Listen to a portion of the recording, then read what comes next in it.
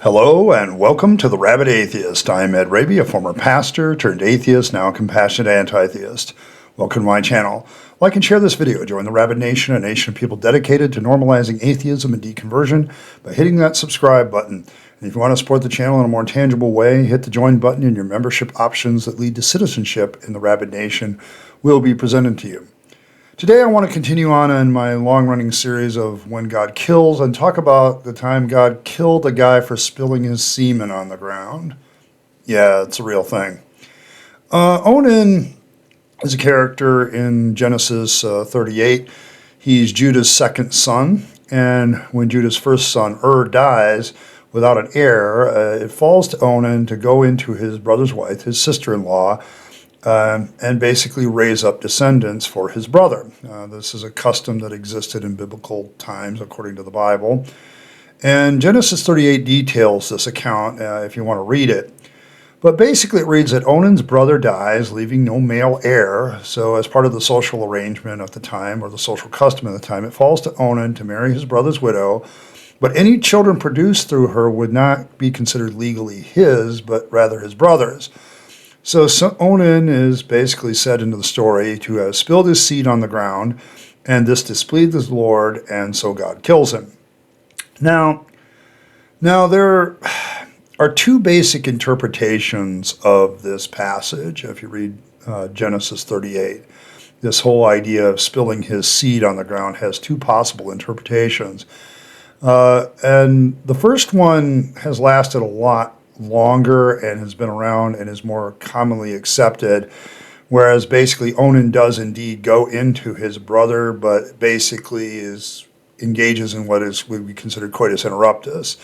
In other words, he has sex with her, but as he gets near to his own ejaculation, he pulls out and the seeds falls on the ground. If you kind of get the idea, you remember that these people lived in tents. They didn't exactly have the kind of furnishings that we would consider normal, and, they did everything on the ground, sat on the ground, made love on the ground, their kind of idea, being close to the ground was actually kind of part of their lifestyle. But so because Onan does this, it's the act of not raising up seed to his brother, raising up descendants for his brother that displeases God, and that is why God kills him. Now, later on, another interpretation comes about, and I heard this a lot in Protestant Christianity circles. I don't know if it's the origin of the idea, but the idea that instead that this is masturbation, and that basically Onan, just as protest to wanting to do this, masturbates and puts his seed on the ground. And what kind of hits this, and why I heard it a lot when I was growing up, is the idea of holiness and sexual purity and the sanctity of, things like, semen and eggs and all this other stuff was big into that purity culture point of view. And so Protestant Christianity kind of, at least parts of it, wanted to add masturbation to the list of sins that were, pretty high on God's list, particularly when you have a high purity culture kind of aspect to interpretation. Now, in my opinion, the text actually supports the first interpretation better when you consider the people lived in tents, as I've said before, and intercourse would have been held on the ground. It also seems a little bit more despicable in a certain sense that Onan would use his sister-in-law for sexual pleasure or to make a point and then leave her childless in this society, given the patriarchal nature of the society that's in the Bible. Masturbation seems a lot more mundane and common than this kind of act where, if God is actually considering killing somebody over this and is going to actually kill somebody over it, masturbation that would get a lot of us killed, but, it would also be far more mundane. It doesn't seem to be the kind of thing that would happen, but going into his brother's wife and actually doing the deed but not finishing it, that seems a little bit more despicable and maybe more worthy of death, I guess. Now, the thing is, in the story, Judah has a third son, but because he's young, he decides to table the matter until later and basically forgets Tamar. So Tamar takes matters into her own hands, plays the harlot, at a time when Judah himself is passing by, tricks Judah into having sex with her and ultimately gets twins out of him. Now, when Judah finds out that Tamar has played the harlot because he didn't know who she was, because she probably wore a veil or a head dressing, so he would not know who she was. Judah gets pissed off, brings her in, and then has to backpedal when she brings out proof that Judah himself is the father, and so Judah takes her into his own household, and patriarchal family lineage crisis averted. But the issue for God still remains: is spilling one's seed or semen a death penalty offense? This is kind of getting into the arbitrary, capricious nature of God's justice in the Old Testament. In the Old Testament law, it is not one of the crimes that gets the death penalty. This list includes murder, rape, homosexuality, and witchcraft, but not coitus interruptus or masturbation. Good thing masturbation is not included in a death penalty as a consequence for a death penalty, right? Given how many, percentage pretty high. The Old Testament law still maintains the practice of raising descendants through a younger son, but there's no death penalty prescribed for failure to do so. In fact, there's a lot of ideas of redemption out of it or giving it to somebody else. This is kind of the whole, story of Ruth, for instance, because the whole idea is that there's another person closer to Ruth that could raise up descendants to her husband, okay? But instead he has to go ask permission and have that fall away. In other words, other people, later on there seems to be this custom that other people could take up this duty, not necessarily the next oldest son, if they wanted to. And so the question is, what is God's justification in this particular case? Because later on, he doesn't seem to have a problem with alternatives or coming up with different solutions. But in this case, he seems to just get pissed off about it and just mad. And the guy just wouldn't cooperate with the custom at the time, which wasn't law at the time, but just custom. And so he kills him. This kind of points out to the God of the Old Testament seems to have a problem where his options seem limited by his own lack of imagination, his ability to teach, or his ability to just change custom and make it make more sense. He can't spend the time to teach Onan how important this is to do, or gracious enough to let him try it again. His actions are always anger and death, and for what is even a minor infraction of custom. His only answer in this particular case is to kill Onan? Is that even justice? I don't even think, based on the Old Testament law, that this is justice. It shows that the God Yahweh doesn't have much else in his bag of tricks other than do it or else. Bringing fear is his only way of teaching. Not a good case for a so-called omniscient God who would have known Onan's objection and could have talked to him about it. Say, hey man, if you do this, I will give you more sons for yourself, or something similar. It's not like God in the Old Testament is above making deals with people. But for some reason, not this time. This time he has to kill the guy. Now, for more of us, when we look at this passage, it gets a little bit more personal. And this part of the Bible studies where I get little deconversion issues here. I know for me that this story was thrown in my face about masturbation pretty much all my purity culture life. I always felt it was a bad interpretation because I could see the other interpretation. But I came, as a Pentecostal, and that comes out of the holiness movement. So the idea of teaching holiness, sexual purity, and having those interpretations of certain passages was very much present. And I heard this passage preached from the pulpit on several occasions, and always connected with masturbation.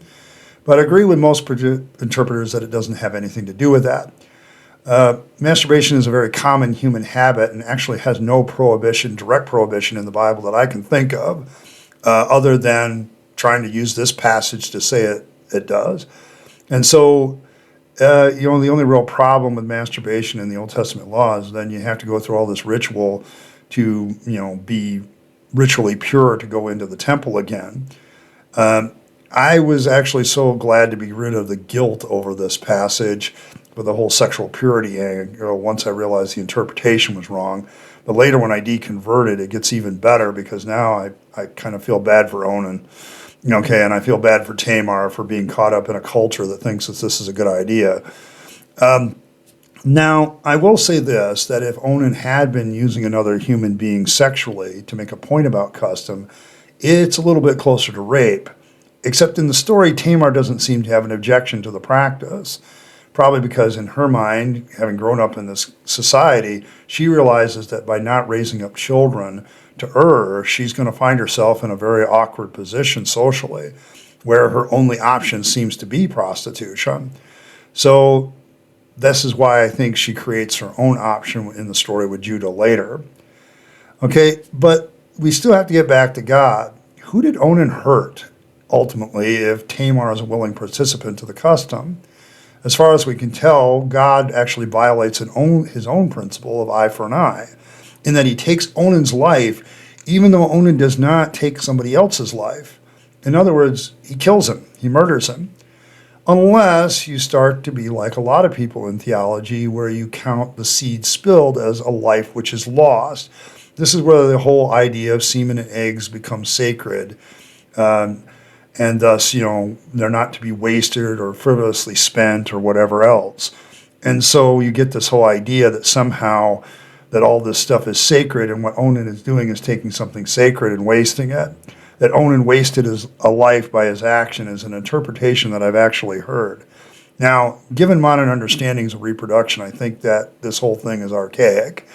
It's as if, people didn't understand how reproduction worked. Probably back in this day, if I recall correctly, the belief was that the entire human being was in the seed of the man, and all the woman was really used for was a place for that to be incubated and bred. But now we know different, that the gametes are half and half, so it's a little bit different understanding of where the child comes from. A whole lot of this concern, of course, also could have been dropped if the patriarchal nonsense had been dropped.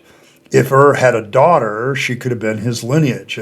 Or we could just say Onan is the new oldest son without a whole need to raise up children for his brother. That saves a whole lot of drama. Tamar just gets married to somebody else, no fuss. But the whole idea of family and seed being sacred to the point of using others never seems to leave the Bible. But God in the story murders something simply because he failed to follow at time was a custom. Not a law, or not something that was life or death, given what we now know about human reproduction, which an all-knowing God would have known at the time. Semen are literally produced by each man in the millions. The fact that God could have dictated changing custom, would have understood that there's nothing sacred about anything here, and the fact that, the story just really shows God just being an angry, vengeful God, that if he doesn't get his way, he just throws a temper tantrum and says, sorry, you're dead. And to those of you that say, well, redemption, grace, and all this other stuff, where's the grace given to Onan? Okay, I mean, I'm not trying to be rude, but where's the grace given to Tamar and Onan and the rest of the stories and characters in the story? The fact is, Onan would suddenly find himself in the throne room of God before God. And if Christian theology is to be believed, he's either thrown into hell, annihilated, or finds himself in Sheol. Okay, basically a numb existence, all for the simple act of coitus interruptus. I don't know, seems kind of harsh on God's part. Now, I think the real story behind this story is, my views is that the editors of Genesis put this story in to frighten people into keeping up with the customs that existed. You better follow this custom or you'll become like Onan, is a clear message. It's kind of like, back in the day of invoking fear. Okay, and the whole thing here is, when I was growing up, the idea of bringing fear about sexual practices was a big thing in purity culture. And here they're kind of doing the same thing. They're invoking fear and maintaining a patriarchal system that they had by doing so. In doing so, they used the character of God to bring about that fear. But unlike many parents who said we would go blind masturbating, they say God might kill you instead. That God doesn't seem to be a very good teacher, have a good sense of proportion for his justice, or seem to have any compassion about anyone in this situation becomes apparent when you consider that the editors of the Bible were just simply using the character of God to invoke fear about a custom. And that's kind of where it stands for me. Now, for a lot of us who deconverted, and I'm kind of speaking a little bit more off my script at this point, this story has had a major impact on a lot of people I've talked to deconverting, particularly about sexual purity culture and things like that. It's often used about masturbation. It's often used about how sacred all this stuff is and sexuality is.